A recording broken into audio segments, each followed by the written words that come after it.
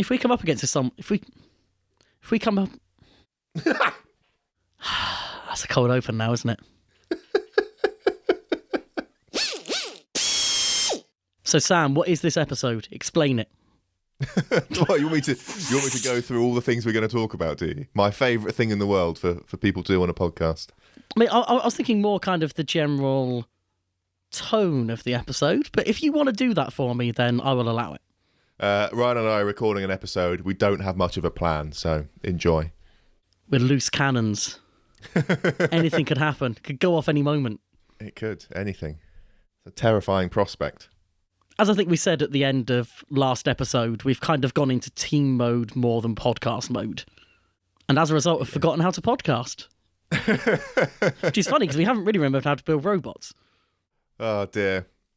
Right, I know I said we didn't have a plan. So what we could do is we could get the Bugglebots stuff that we've been in since last time out of the way.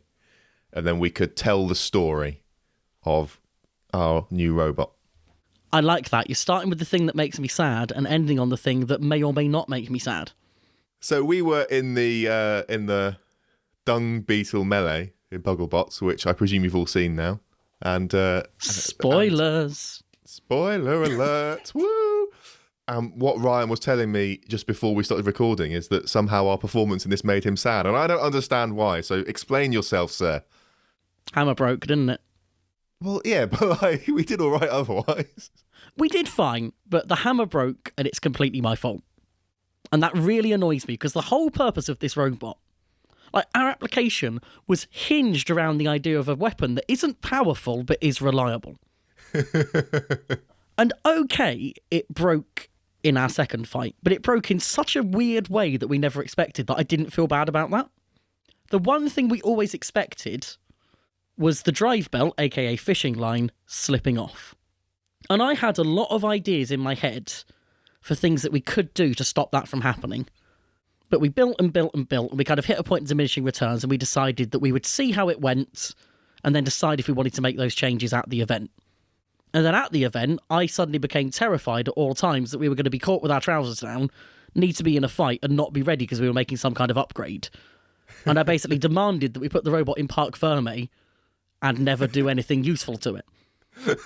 I think you are grossly overestimating my desire to do anything to it as well, or overstating your responsibility for this. Like, I don't think either of us wanted to do too much tinkering with it when we were there. Like, it was there, it worked, and it was sort of like, if it ain't broke, don't fix it kind of thing. Obviously, the entire robot is pretty fundamentally broken, but it wasn't broken, so we didn't do much with it.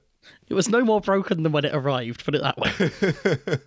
But no, the part that really is my fault is that obviously after our melee, the hammer was completely removed and it was all kind of hanging by the fishing line. And I decided that because putting it together first time got me so stressed, I was going to try and put it back together without just cutting it and starting again.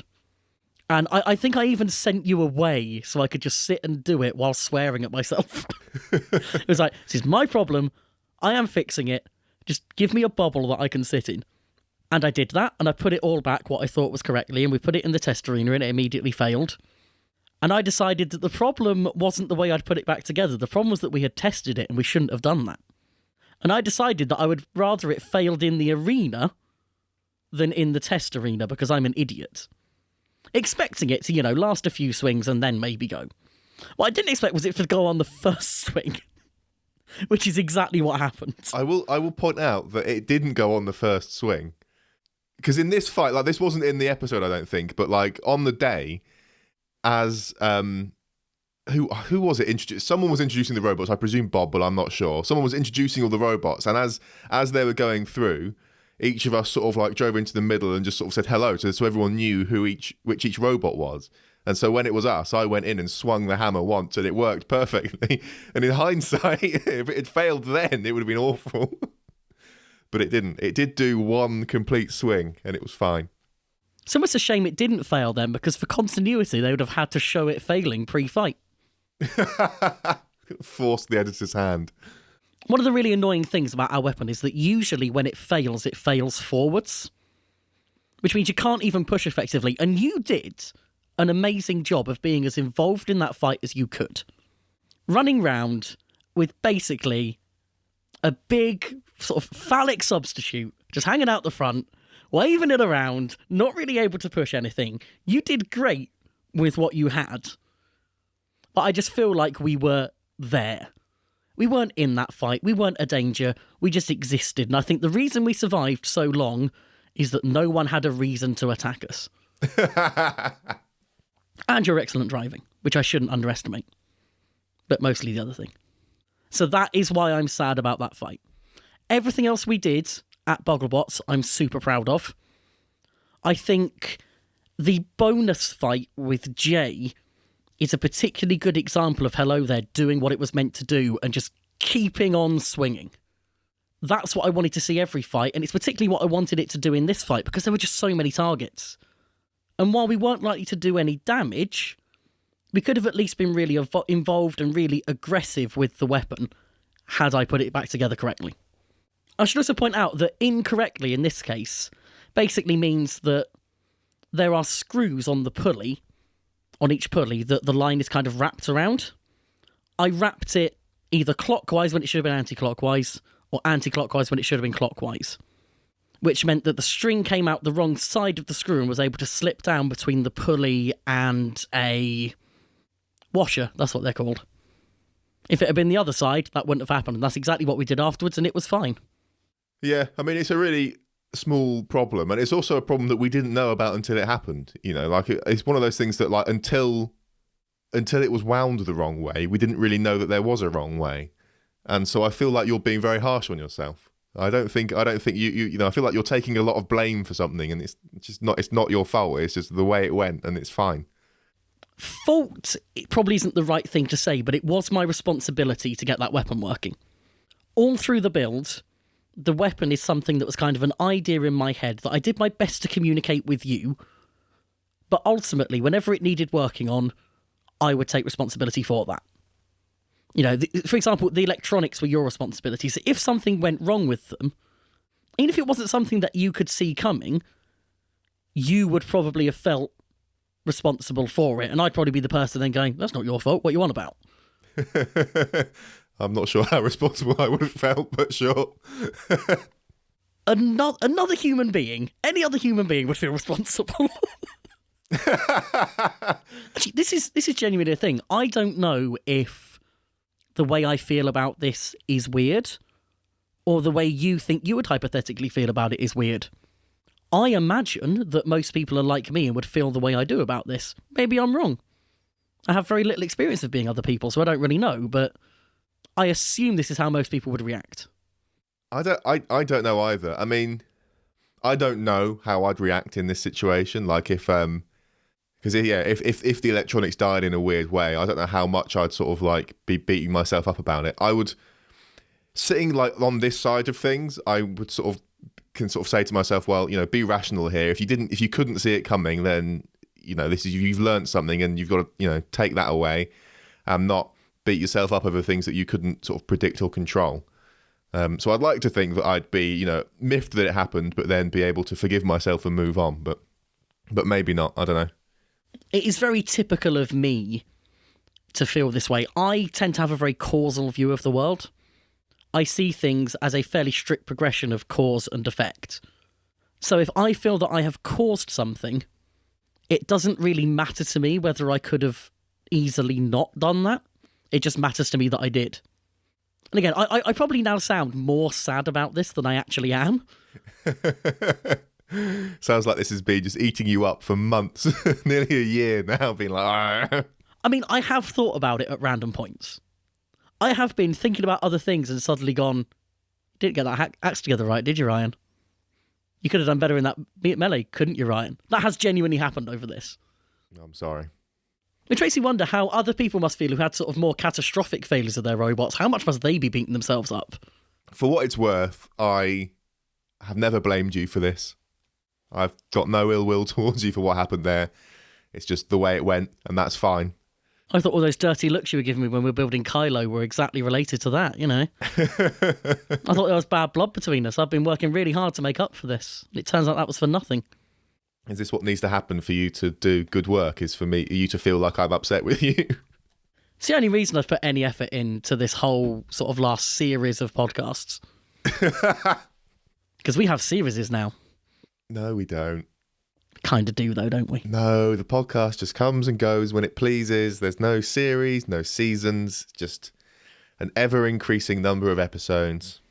I guess at this point, I should give you a chance to talk about why you're happy with how this melee went, because I have dominated with negativity, which has never happened before and will never happen again. Well, I just think the melee was fine. Like, I'm also a bit sort of like, I wish the weapon had worked for longer. Like, it is frustrating that it died, but it's also like, well, it did, and we were still in the fight. Like, we're still there for a lot of it, and much more of it than I thought we were. And yeah, I don't know, I just had a lot of fun driving around in it and trying to sort of like track the mayhem and stuff. I don't know, it was just a lot of fun to be in, and I think we were what I sort of try to aim for in most things, which is, where did I read this? I think it was like Chris Hadfield's book. He wrote, obviously, the astronaut person came back and wrote a book, as people seem to do these days. But like, he had an interesting philosophy about life, about trying to be a zero in life. That he's sort of like, if you're working in a team, some people try to be plus ones, and they try so hard to be a plus one that they actually get in the way and become a negative one. And you don't want to be that. So it's sort of like, aim to be nothing, aim to just be in the middle of all these things. And and for me, I feel like, we were in that fight. We didn't make it better, but more importantly, we didn't make it worse. And I'm happy with that. Football reference, but the Paul Scholes approach there. Just pause for everyone's laughter and carry on. I feel like I would go along with that at an ordinary live event, but because it's Bogglebots and because it's entertainment focused, I feel like my aim every time we went in an arena or even near a camera was to provide some entertainment. And I think we did the bare minimum in that fight by just being there. So we didn't die immediately. We didn't die to ourselves. And both of those things are very good. When we sort of set out to do Bogglebots, we had those ideas in mind of ways we don't want to die. And we avoided all of those. Yet again, which I'm very happy with. In fact, we've always avoided those, and that's brilliant. The Thunderchild fight definitely raised my expectations of what we could do. Maybe that's the problem here. Maybe we peaked too soon. I think we were fine. Yeah, I don't know. I'm still very happy with our performance through every fight that we had, really. Pretty much, yeah. Yeah, it was fine. A word for the rest of the fight, quickly? Or do you remember nothing of it at this stage? It was so chaotic, man. No one can remember everything that happened. I think for me, I don't want to get caught up in trying to sort of do an analysis of the whole thing. For me, the key takeaway is I am so glad that Snappy came away with something. Such a beautifully made robot. It's got that kind of strength in its simplicity, and the complexity that it has is really well used, if that makes sense. It really cracks me up that you're like complimenting a robot that we've basically cloned. Yeah, and we've cloned it badly, and that just enhances the respect I have for it. So it's like, we built Kylo Ren, and it does look a hell of a lot like Snappy. But that just makes me tune in even more to all the nice touches Snappy has that we don't. Like that angle on the sides. Now we've made a robot that's similar and built a box because it was easy. I realise what an extra pain in the arse it must be to make that robot look as good as it looks. Yeah. I suppose really what I should be doing is denying that I've ever seen Snappy. Yeah, we need to have, this was developed in a, what is it, white room development or something? Clean room development, that's what I'm looking for, clean room. We've never seen another fighting robot in our lives. It's a clean room re-implementation of the Snappy API. That's a programmer joke for you. Oh, are you a software developer? Just occasionally. Just dabbling. When you're not full-time robot building. Just the majority of my waking hours. Oh, damn, is that technically true? I think let me check, one sec. Yeah, I think it might be. That's going to sound like an edit where Sam took time to check and then came back. He was like, let me check. Yes.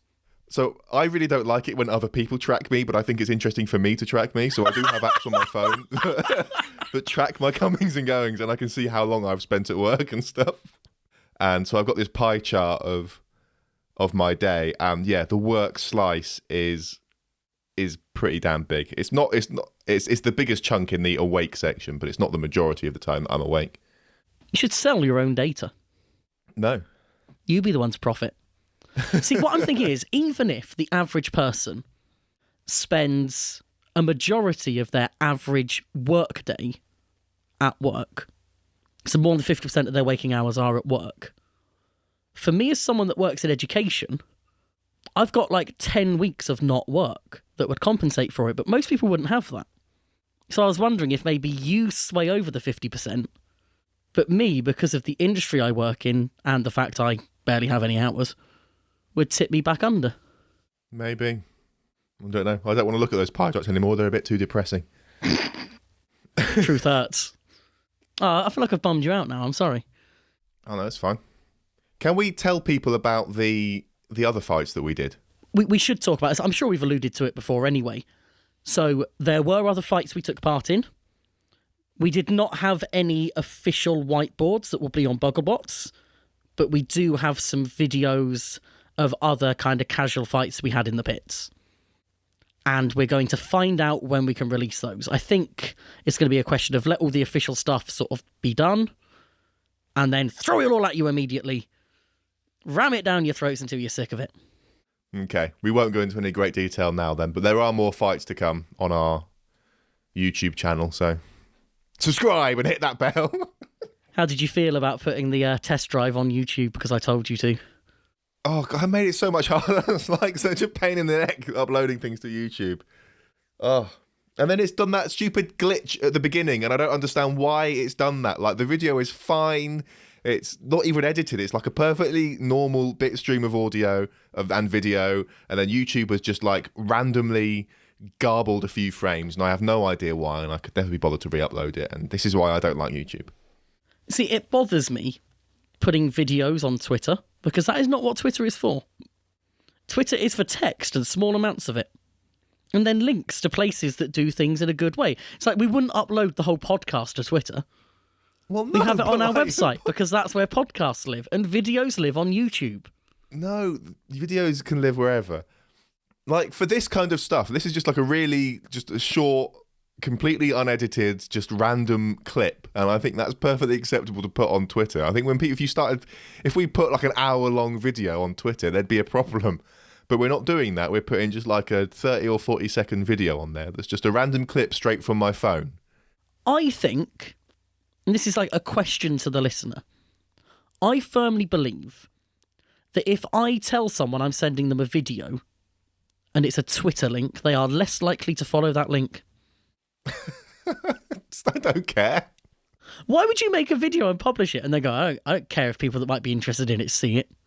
We make an entire podcast and my policy is I don't really care if people listen. You make a strong point. If we were doing this to try and have a popular show, we would have changed to a different topic a long time ago. Now, if we wanted to be a more popular show, we would do a lot of things that other podcasts do in terms of, actually promoting themselves effectively. We intentionally obfuscate the content of this show. With vague titles and vague descriptions. Even I have trouble going back and finding the episode where we talk about a specific thing because the titles are not descriptive. It's like, if I can't remember what one it is, what hope has anyone else got? It's fine. Spinnerproof is designed to be listened to in order. No other way. You listen to it in order and you listen to it once and you're happy with it. You must always start from the beginning. Yeah. If you go away for a while and feel like you need to go back a couple to catch up, no. Episode 1. You live with your mistakes. Oh, dear. If anyone is listening to this now and they haven't listened to all the other episodes, they need to stop and go back. Go back and relive the rubbish audio of days past. My audio's got worse and yours has got better. I still find that funny. What is the point? So I listen to a lot of podcasts who sort of have a recommended entry point for new listeners. Because obviously, normally people pick up a new podcast and they listen to the more recent episodes. Some people then go backwards, which is weird, and they shouldn't do that. Others will go back to the beginning and then listen through and catch up. And then go through the horrors of listening contemporaneously, which is just such an awful transition to have to go through. What is the point? If someone was going back, what episodes do you think they should skip and not bother with, and then maybe go back to once they're sure they're into it? Because if people start at episode 1, I think starting at episode 1 would be off-putting. I'm gonna answer a different question and say that if you were starting, I'd start at episode 50. Just because it's a round number? No, that was BattleBots Bingo, and I think that's a good starting point. Oh, that is smart. Because it gives you a whole season of BattleBots and then a whole season of Bogglebots. I don't know what I'd say people should skip. I mean, I do think that the first few are not brilliant. The ones I edited that are a completely different format, people should skip and then listen to as a kind of funny antique. To the point where I would almost be okay with us taking those episodes down, you know? No, we can't take them down. They've got to stay up. What if we took them down and just put them on YouTube instead? No. Use it like a graveyard, Sam. No, I'm not doing that. Or the archive page would just have episode 1 and then 5, 6, 7 or something. I don't know which ones you edited, but I'm not. No, they're all going to stay up. Again, if we were people that cared about people listening to this, I think we would do that. Because I think there will be people in this world. No, why would you take past episodes down? They exist. A lot of YouTubers have done this with old videos that they no longer like the style of. Yeah, and I don't like it when they do that. Well, yeah, I'm not saying you have to like it. I'm saying it's a thing. It's a stupid thing and we're not going to do it. I'm not saying we will, but let me finish my sentence. It's a really good point. Well, no, because you're suggesting that we take our previous work down, and no, it will stand there. It will exist on spinnerproof.com for as long as I pay the hosting fee. I only said if we cared about this kind of thing. This is all hypothetical. No, but I do care, and it's because I care that it's not going to come down. There will be people in this world who have gone on Reddit one day and gone, oh, there's a podcast called Spinnerproof. I'll have a listen. Oh, hey, that was a really fun episode. That Ryan guy, he's so cool and probably really good looking. I'm going to go back and listen to the rest. Oh my God, what is this? I'm never listening again. That will have happened. And those people were too weak, and it's good that we rejected them. It's fine. If they can't handle us at our worst, they don't deserve us at our best. Oh, that's such a horrible mentality. And yet, apparently yours. No, that is not my mentality. My mentality is that I will not become George Lucas, okay? Now I see why you're so upset. The work exists. All the episodes will be available as long as all the episodes. There will be no divide, no split. They will either all be there or all be gone. I wonder if someone somewhere has been archiving our work. Just in case. I mean, I have been. You don't count. I have 3 copies of every episode. Can you put one of them on YouTube, please? No. That's how copies work. I think, this is a semi-serious suggestion, I think you should burn all of our episodes to CD. I mean, you're going to be suggesting putting them on vinyl before long. No, because vinyl is for idiots and environmentally terrible. CD, however, is flawless. Of course. Discs of plastic that can only be written once. Perfect. I mean, it's the same as vinyl.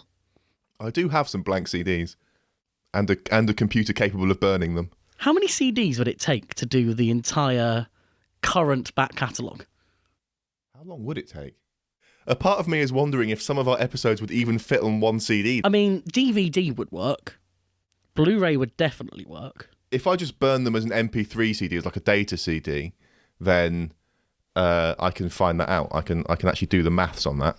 I want someone to be able to put it into a CD player in their car and listen to it. Well, again, also see some car seat fancy CD players in fancy cars could read MP3s off of CDs. I want to be able to take my little portable CD player I had as a kid because I was super cool. Actually, you know what? You should just do it onto cassette. Screw it. Imagine a whole box of cassettes that is spinnerproof. Imagine then putting electronics in that and wheels and entering it as a Beetle wing. Right, if you bloody hell, if you burned them all just as MP3s, it would take 5 or 6 CDs to do every episode that we've done. In terms of, I don't know how much maybe for follow up next time I'll figure out how many CDs it would take to do them as actual audio CDs. I'm now lost in the idea of putting it all on either CD or even better on tape, building a robot out of that, taking it to a competition just for whiteboards, just to see how Spinnerproof is. And I don't care that I only got the mildest of chuckles there, because this is like the most pure essence of what appeals to me. Deary me. I mean, if you want, we can do it live. We can figure out. I can write a script that will figure it out. I think that's too nerdy even for our audience. Too nerdy even for that. So you don't want me to talk about PowerShell or Python and trying to use... Just to be clear, that was a direct quote from feedback from our Christmas special Tabletop Gaming Edition. Oh, yeah. Well, we may have lost listeners then, but they were weak. Oh, if there's any to take down, it is that one actually. No, it's a. I'm sure even you suggested that at one point. it's a part of Spinnerproof history. The episode that we should never have made. You know why you have to delete that episode? Because then the archives will be incomplete. It would also be 42 that was missing. Oh, that is annoying. I mean, it's either that or this one. Absolute crime. Right, should we drag this back round to something sensible? Yes. And talk a bit of Kylo Wen. We've talked about ourselves enough. Let's talk about ourselves some more. This is the Us edition. It's fine. So we built a beetle weight in a weekend, sort of. We built the shell of a beetle weight in a weekend. We built both more and less of a beetle weight in a weekend than we expected we could. That is true. That is an accurate summary of what happened. Like, partway through Sunday, I wasn't sure we were going to get anything useful done. Yeah, so what's the story here? Where should we start with this robot? Because like we weren't sure if we were going to enter UE, and it was sort of quite like a late decision, I think, for us to go, you know what, let's do it. And it was like, we have 1, maybe 2 weekends where we're free to do any work on this. I was quite set on entering UE, and I always felt like I could talk you round. The question was just what we would enter with. It's like, would we unretire Hello There and zombie it through another competition without much hope of really doing anything, but hopefully still remaining like a moderate crowd pleaser? Or would we build something new with the intent of it being competitive? Or would we build something new and silly? And we landed kind of in between those two at the end, in that we decided to do a new build, and it is kind of a test bed for some things that we want to eventually put into your move, but it's also a bit silly. Is that a fair description of what happened? Yeah, I feel quite strongly that Hello There is done. I think it's a lot of fun to watch, but it is an enormous pain in the neck to maintain and work on. Like, everything about the way that's designed to build is not done in with maintainability in mind. It's just a nightmare to service, and yeah, sort of like it's time for something new. Hello There's an interesting one because, in a sense, I think it still has quite a lot of life in it. It is not a robot that's going to get completely written off very easily. Because of the way it's built, the actual frame itself is probably going to survive most things. But the gearboxes keep dying, the weapon's super unreliable, so it's not really going to go out and win very much. And it's also going to keep eating up parts. Yeah, I mean, I just to sort of illustrate the problem with like maintaining this robot. Like it's like you said, gearboxes do break in this. It's probably one of the most common failure points for it, other than the weapon snapping. But like to replace a motor or a gearbox in this robot it's not just take the top off and take the motor out. It's like you've got to take the whole robot apart. I think to get a motor out, you've got to take that frame rail off. And in order to do that, you've got to take both wheels on that side off. And in order to take the wheels off, you need to remove the outer sort of pulley hub things, which is a nightmare in itself to get them back on as well. So you've got to take those off, and then take the wheels off, and then you can take the frame off, and then you can take the motor out. And it's just ridiculous how long that takes and how hard it is. And if you've got to do the same with the weapon motor, like that, getting that servo out is ridiculous. It's just... The robot just basically goes back to how it looked at the beginning of our assembly video. Like, it's just in pieces to get that thing out again. Changing a servo requires a complete disassembly, and having to do that nearly put us out of Euros. Yeah, like, it's just a nightmare. So it's like fine. It's absolutely fine to keep bringing to things like Robo Nerd and stuff like that, but to take it to an event where we've got like pretty serious time constraints, it's just like if we get unlucky with something breaking us in a certain way, it's like, and we're done because our weapon, because our servo broke and we didn't have time to replace it, which is a silly way to a silly problem to have. So yeah, one of the goals with this robot was to see if we could build a more maintainable robot, and I think we've succeeded. And to reject your segue and dwell on Hello There a little bit more. Damn it. We are still getting quite a lot of whiteboard requests with it. And our sort of philosophy with the robot has always been, we'll take on anyone. And I certainly still feel that way, and I hope you do too.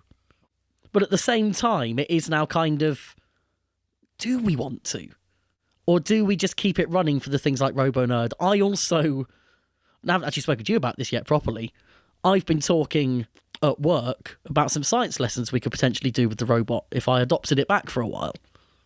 So it's like, there's all these really cool whiteboards we could do, but at the same time, I don't have to rebuild it for that. It's like the robot has kind of paid its dues at this point. But I think we both know that if we take it on Sunday, we will end up fighting it. It's just gonna happen.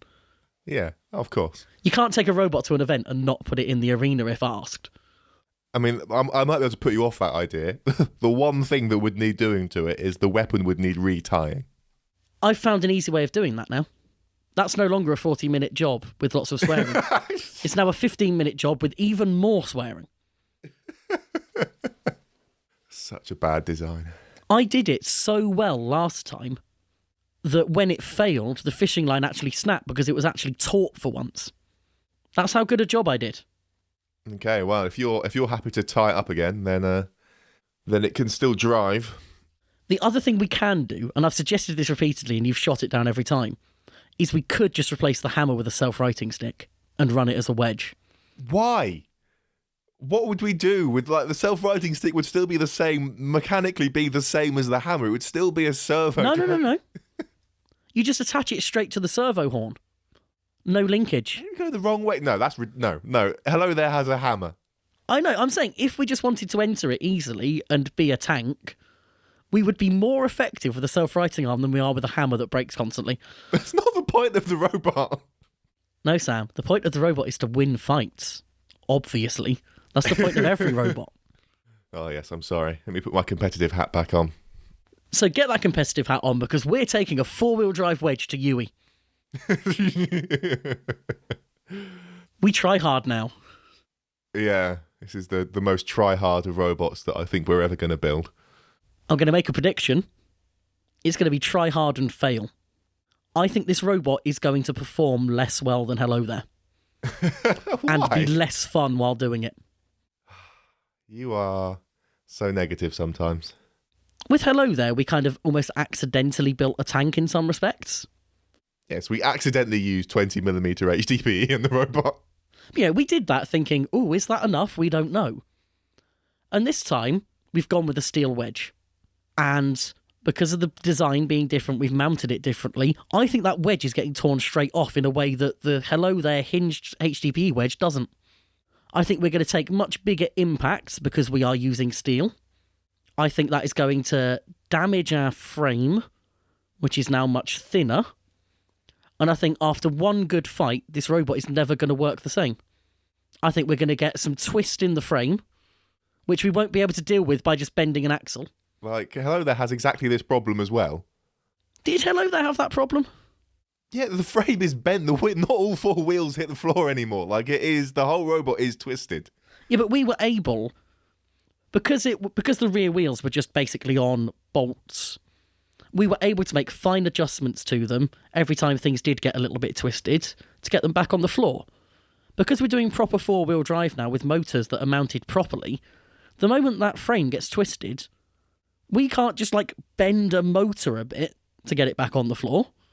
I think that you have a very strong focus on sort of these very fine details about things, like all four wheels must hit the floor perfectly. And I will tell you now, in Kylo Ren, they don't. They do not all hit the floor at the same time. The weight distribution means that the back wheels have a lot less traction than the front ones. Yeah, but as long as they can all hit the floor and it sits flat, I'm happy.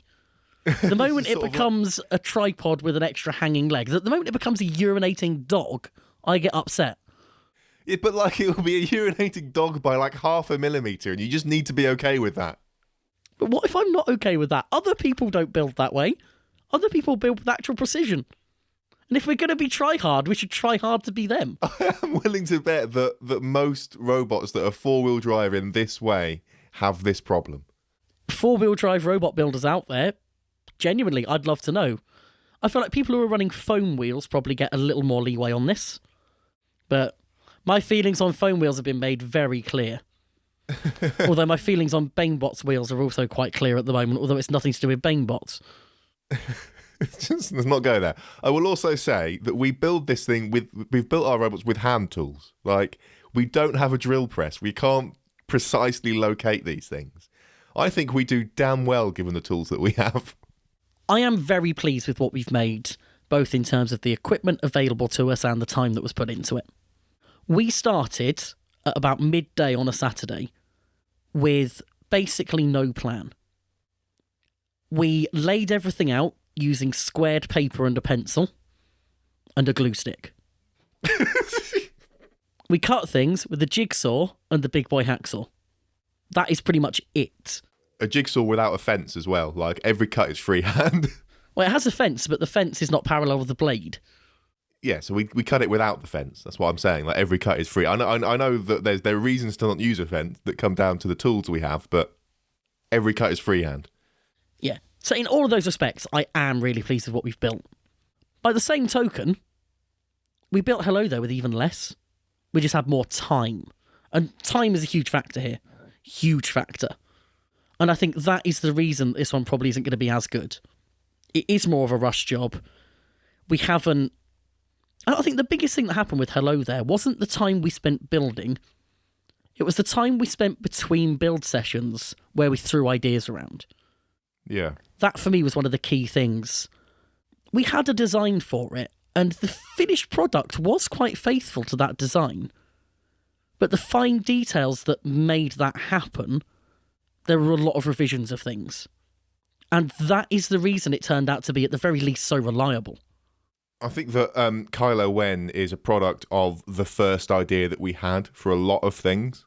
There's a lot of stuff that is based on refinements from, like, there's a lot of the way this is fundamentally put together is like a refined version of the way that Hello There has gone together. But it's also like, this is also the first idea that we had for how to do this, because we just didn't have time to discuss and debate the various ways that we could achieve something. It's like, this is the best idea we have right now, and this is the time we have, so we've just got to go for it. Do you remember the crossover point on Sunday? Do you remember the exact phrase I used? Is this when you stopped measuring things? I don't know. I don't know quite which point you're getting to. I basically reached a point where I think my motto became, it doesn't have to be good, it just has to exist. Because we were that behind on getting stuff done. And we were looking at working so late to get it finished. We didn't do too badly, I think. So like I said, we started on like at midday on Saturday. I don't know what time we finished then. Maybe 8-ish, something like that? 8 or 9, but we had a few distractions along the way. We took some sort of longer breaks. In fact, we started at 12 by going to Asda to get food. So we didn't actually start building until like 1:30. Yeah. And then on Sunday we were, I don't know what time we started, maybe 8:30, 9, something like that. It was early, yeah. And then we went until 8, 8:30-ish in the evening. And you basically died on your feet that day. I was so tired when I got home. How was work the next week? Oh, Monday was horrible. But you did survive. I did survive, yeah. I did get through it. I think I'm still feeling that weekend at work. Partly because, to be fair, I've been ill as well, so I've kind of lost weekends to that, but I still feel like I've got a lack of rest in me. It's funny because like it was the weekend and then the week of work afterwards, but I was also like most evenings that week, I also like got in from work and then spent the majority of the evening trying to do the electronics, because by the end of Sunday we had a mechanically complete-ish robot. Like, it was like, here is the robot, the frame is there, all the motors are mounted, the wheels go on there and stuff, and we have like 80% of the weapon kind of figured out at this point. And it was like, and that's where we've got to stop because I need to go home. And it's like, and now I need to do all of the electronics. And I think it was like, yeah, a week before we had to prove that it could drive. Yep, and the idea of the weekend, the aim initially, was to record a proof of mobility video before you left. Yeah. That was the ideal aim. And I still think we might have got there if it weren't for Sunday morning. When the first thing we did was realise that because of something I did, taking full responsibility for this. Stop beating yourself up for things. Because of the measurements I made, we had a robot that when we put a top and bottom panel was going to be its height was going to be the exact same as the diameter of the wheels. 0 ground clearance, my friend. It's the perfect robot. From 0 turning circle to 0 ground clearance. I mean, I know you sort of like just naturally take responsibility for these things and then beat yourself up about it. But I will also point out that I didn't notice that either. Like, neither of us spotted that. We both checked it. So, oh, yeah, I'm not beating myself up for it now. At the time, I was beating us both up for it. Yeah, it was one of those things. It was an accident that happened because we were rushing. Simple as. It's going to happen. It's part of it. It's very much a more haste, less speed situation. But because it seemed like an easy bit, and it was like the one bit we'd thought about ahead of time, because we did a weapon prototype that was based around the amount of space we thought we would have inside the robot. And that's what everything else was then based off of. So I was like, right, I've got this measurement in front of me. This isn't a part that's going to go wrong. This is the one thing we've thought about. So naturally, it was the one thing that went wrong. It's just going to happen. Yeah. Do you want to talk particularly about the build itself and how the robot works? Or is that too visual for a podcast? I think it's going to be hard to describe. I mean, it is. If you know what Snappy looks like, then you know what Kylo Ren looks like at the moment. We do want to give Kylo a bit of a paint job or something to make it look a bit more unique. But yeah, I mean, it's a 4-wheel drive box with a needlessly large steel wedge on the front of it. It's perfectly sized. I can't remember how much that wedge weighs, but it's way too much. It's ridiculous. I think it's about 290 grams. And then yeah, like a pokey drill bit on the back because we both enjoy Arenas of Destruction. I was so pleased when people saw that YouTube video and got the reference. That meant so much to me. I don't really know what to say about the sort of like the mechanics and the design of the robot because it is sort of. I think that description is about it, really, isn't it? Like, there's not a lot going on there in terms of the mechanics of it. I think there are some weird design considerations involved. So, for example, we decided that we wanted to do steel wedge, 4-wheel drive, and an active weapon, which is tricky within the weight limit. And then on top of that, we wanted to do things like wheel guards that we hadn't done before. So I think we bit off a lot with this, and somehow, again, without any planning or calculation, the finished thing has come in within the old weight limit. Sadly, we're now 30 grams down on what the old weight limit was, so we do need to remove a bit. But it came in really close. And I do think that is a little bit of judgment on top of the luck. I think it really shows that we now have a sense of the scale of what we're working with. Yeah. The things that have made the build really difficult is, first of all, the active weapon doesn't just add weight by being a set of components, it adds weight by making the whole robot so much larger.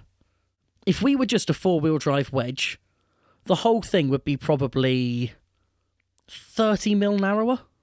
So that's over an inch for our American friends. And just think of how much weight that strips out of everything. Well, it could be narrower and it could be shorter as well, and we could use smaller wheels. Part of why this is so the body of this is a lot smaller in volume than Hello There, partly because it was sort of like we're just going to make it smaller to force ourselves to try and fit the electronics in smaller space. And it's funny having done it because you look at it and go, there's still tons of empty space in here. But actually a lot of the height is there because of the way the weapon works. We need the space for that, I don't know, piston? I don't know what you call it. I'd call it a crank. The crank, the ridiculous mechanism that we have for making this thing go in and out. Like, we need the space in the robot to do that. And so if you took the weapon out, you could make it smaller in basically every dimension, and that would save so much weight, especially on the steel wedge. If you make it narrower, that's a 30mm by height section of wedge that you don't need. And then if you make it shorter, sort of top to bottom, that is, say, a 5mm times the whole width of the wedge slice that's out. And it is a really considerable amount. And you've got that for the back panel and the side panels as well. So it really quickly, whatever the opposite of adds up is. The savings add up if you get rid of the weapon. Exactly. Very nicely put. The other thing that the weapon does is it introduces complexity around. Obviously, you've got to power it. It made the electronics more complicated, and adds weight there. And it also makes safety more complicated because you've got to consider how you're going to lock it, and you've got to build that into your robot as well. And it's a so it's a thing that we still have to do.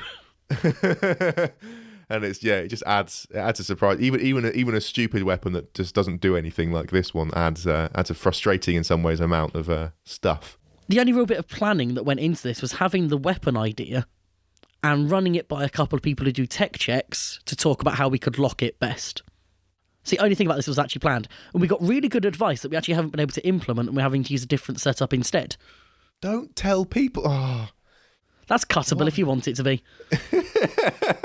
We got some really great advice on a really good, safe way to lock this weapon, and we've ignored it.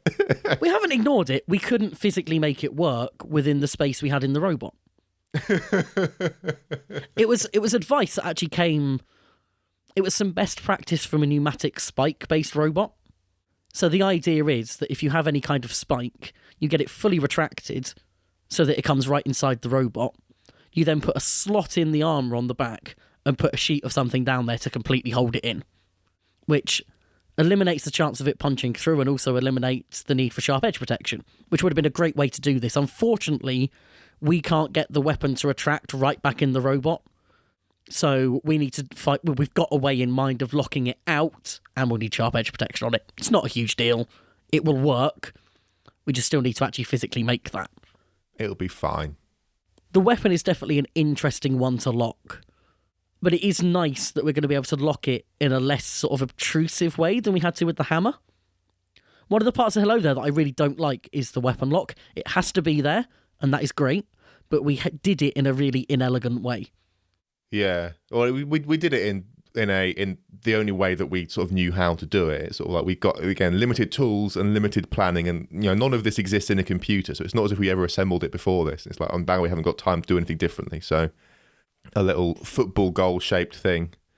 Oh, that's not what I meant at all. A rugby post. Oh, I give up. I mean, it is kind of a football goal if you have the wrong idea of what football is. Yeah, but I didn't mean American football. I don't know sports. You accidentally internationalised this podcast. You're welcome, Americans. Anyway, a stupid H-shaped thing that locks our weapon in place. I mean, I'd argue it's U-shaped, but... How dare you? I am nothing like a weapon lock.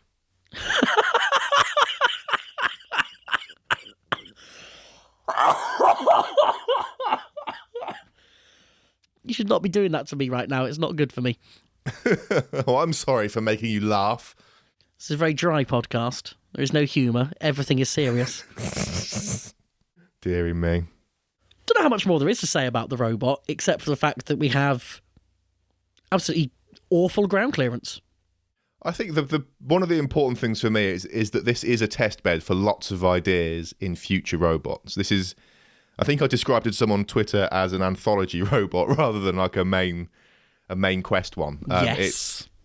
It's definitely like the closest to a temporary robot that we've got. It's kind of, I don't know how much we'll use it beyond UE. But like we've learned a lot building it, and it was very much to sort of like test. We want to test the drive and how we do that for your move, and in having 4 motors and doing it, and how the electronics for that work and stuff. I think we have a good idea of how that all goes together now. For me, I've learned that we should not use steel on your move. I think, well, if we do use it very sparingly, because use it differently for sure. It's ludicrously heavy, and we've obviously And we've managed to prove that we can build a robot that does not have exposed wheels. Like, it is possible. We know how to do it now. Spiritually, I think this is our beta weight split decision. What, in terms of it going together in basically a weekend? Yeah, a pretty quick build. No real expectations, just kind of seeing what we can achieve. Mm. And hopefully a pathway onto something a bit more competitive. Because, that competitive outweight is coming at some point, I'm sure. Outweights are a class that we're both really into. We really enjoy working within the limitation of a size limit. I love having my hands tied. Size limits are no fun. Normally I say, restrictions breed creativity. But the cube could do one. The cube breeds no creativity. It breeds cube-shaped robots. If only that hadn't been done before, I would be doing it. Oh, dear. So very briefly, hopes and dreams for Yui? I think, as usual, it'll involve me not making an ass of myself. And, I don't know, like, I hope that I would kind of like to win something. I think that we can do it with this robot. To win a fight. I think that would be nice. I'm not expecting that we will, though. Like, I don't think that we will, but I'd like to. And I'd like to prove that this is more maintainable than Hello There was. I'd like to not have to, but yeah.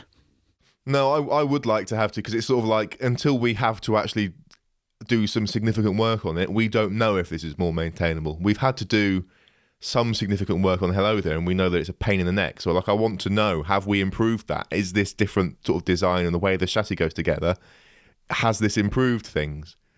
I don't know. Like, it's easier to work on in that I can do a lot more of it with the robot largely together, but I don't know if that will translate to, in the heat of the moment, can we make repairs? Who knows? I'd like to find that out, and I hope that we will.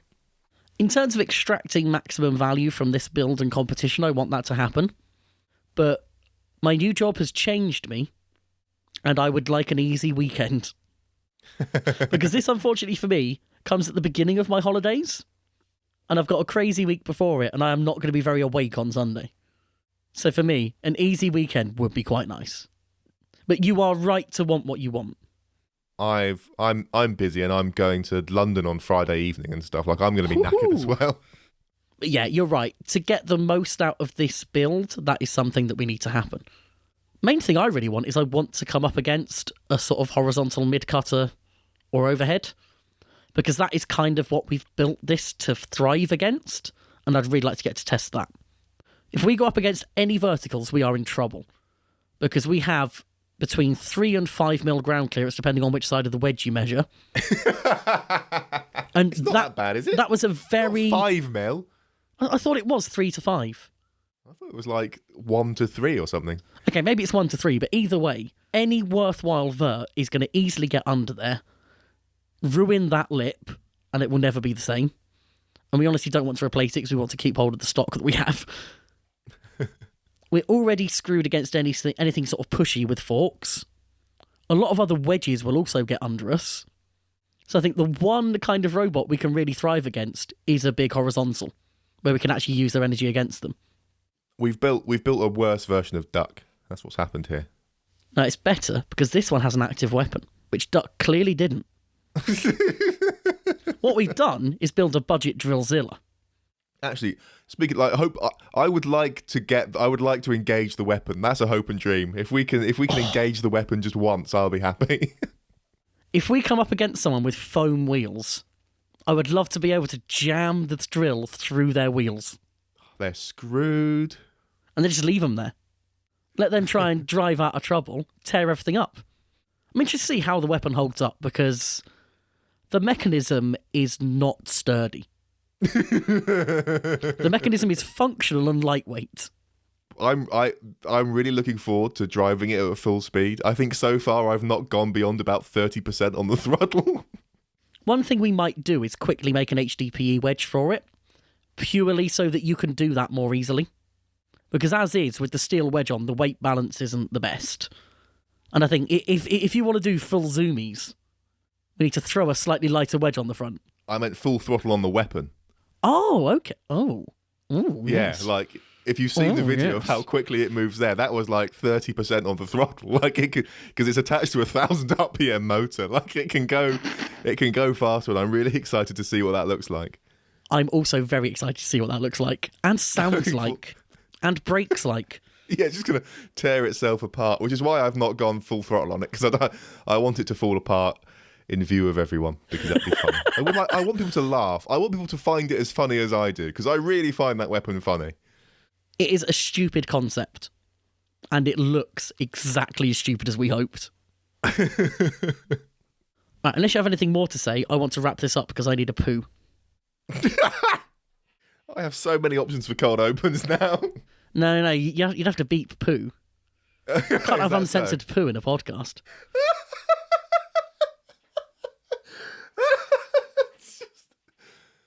The title Uncensored Poo is too good to resist. Can you do uncensored 3 black bars? Maybe. Right, do an outro so I can go to the toilet. This is starting to get critical.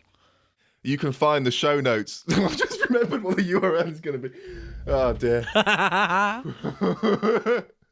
You can find the show notes for this episode at spinnerproof.com/episodes/nice. And there you can find links to nothing, because we've not talked about anything with links in it. Oh, no, there might be some links. I don't know. You can find show notes for things. Also, Twitter at Spinnerproof. Tweet us something. Goodbye. That is the outro this episode deserved.